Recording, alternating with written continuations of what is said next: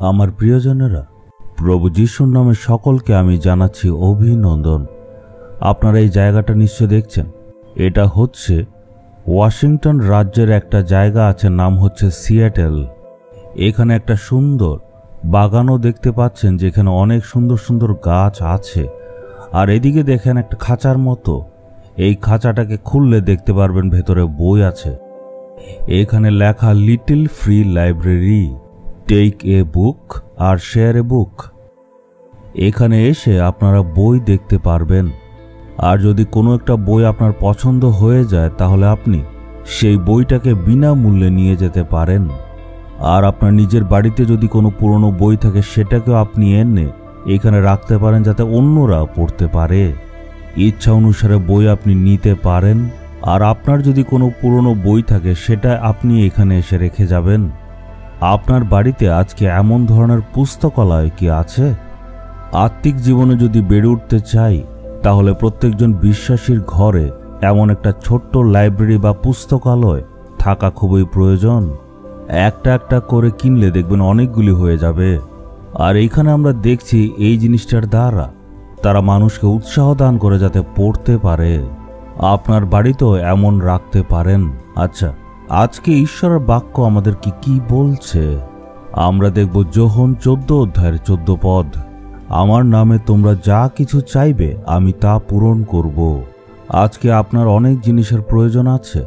আপনার কাজে হতে পারে, বা আপনার সেবা কাজে, ব্যবসায়, পরিবারে অনেক রকমের প্রয়োজন আপনার আছে।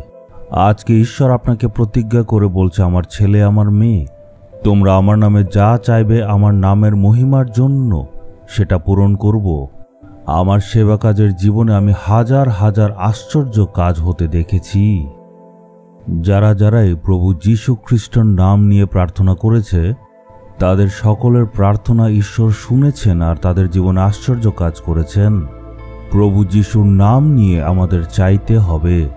অনেক দেবদেবীর নাম আছে, কিন্তু প্রভু যীশু বলছেন, একমাত্র আমার নাম দিয়েই যদি তোমরা চাও, তখন সেটা আমি পূর্ণ করব। এর কারণ হচ্ছে একমাত্র প্রভু যীশুই আমাদের পাপের জন্য ক্রুশে বলি হয়েছেন আর আমাদের উদ্ধার করেছেন। যীশু খ্রিস্ট মারা গেলেন, আবার তৃতীয় দিবসে উনি পুনরুত্থিত হলেন। যখন আমরা প্রভু যীশু খ্রিস্টর নাম নিয়ে প্রার্থনা করি, সেই প্রার্থনার মধ্যেই জীবন আছে। তাই সেই প্রার্থনাকে ঈশ্বর শুনেন আর আশ্চর্য কাজ করেন। প্রার্থনার সময় যদি যিশুর নামে আপনি না চান, তাহলে আপনি কিছুই পাবেন না। অনেক লোকেরাই আমাকে চিঠি লেখে। তারা কাগজের মধ্যে তাদের সমস্যার ব্যাপারে আমাকে লেখে, সব একদম বিস্তারিতভাবে লেখে। তারা আমাকে লেখে যাতে তারা তাদের প্রার্থনার উত্তর পায়। ধরুন না, আপনিও এমন চিঠি একটা লিখলেন।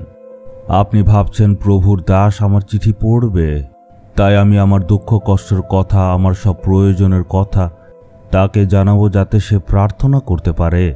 কিন্তু চিঠি লেখার সময় যদি আপনি আমার ঠিকানা লিখতে ভুলে যান, তাহলে ধরুন না এমনি আপনি পোস্ট করে দিলেন। আপনি লিখেছেন ঠিকই, কিন্তু সেটার উত্তর কি আপনি পাবেন? সেই চিঠি কখনো পৌঁছবে? একইভাবে যদি যিশুর নামে আপনি যদি প্রার্থনা না করেন, এটা সেই চিঠির মতোই হবে। সেই চিঠি পৌঁছবে না, উত্তরও পাবেন না। একবার এক পরিবারের সাথে দেখা হয়েছিল, কট্টর হিন্দু পরিবার। তারা কোনো না কোনোভাবে যিশুকে জেনেছে, আর আমাকে তারা ডাকলো তাদের বাড়িতে, যাতে বাড়ির কিছু সমস্যার জন্য আমি প্রার্থনা করতে পারি।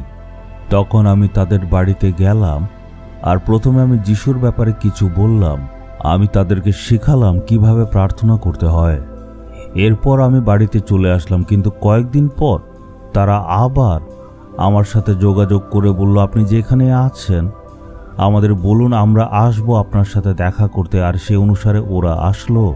আমি জিজ্ঞেস করলাম, কি হলো?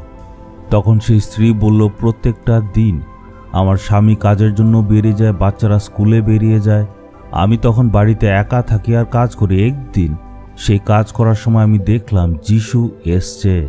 আমি আশ্চর্য হয়ে গেলাম। আমি জিজ্ঞেস করলাম, উনি আপনাকে কি বললেন? হে আমার মেয়ে, তুমি তুমি আমার কাছে অনেক দিন ধরে প্রার্থনা করছো। আমি তোমার প্রার্থনা শুনব, কিন্তু সেই প্রার্থনা তুমি আমার নামে চাইতে হবে। আমার নামে তুমি যা কিছু প্রার্থনা করবে সেটার উত্তর তুমি পাবেই। সেই প্রার্থনায় স্বর্গে পৌঁছবে। এই জন্য যিশুর নাম নিয়ে আজকের থেকে প্রার্থনা করবে। এটা বলে যিশু সেখান থেকে চলে গেলেন। সেই দিন থেকে সেই বোন প্রতিদিন যখনই প্রার্থনা করত সে প্রভু যিশুর নাম নিয়েই করত, আর তারপর তার প্রত্যেকটা প্রার্থনা সে উত্তর পেল। অনেক ধরনের অলৌকিক কাজ সে দেখল। আপনি কি আজকের থেকে প্রভু যিশুর নামে প্রার্থনা করবেন?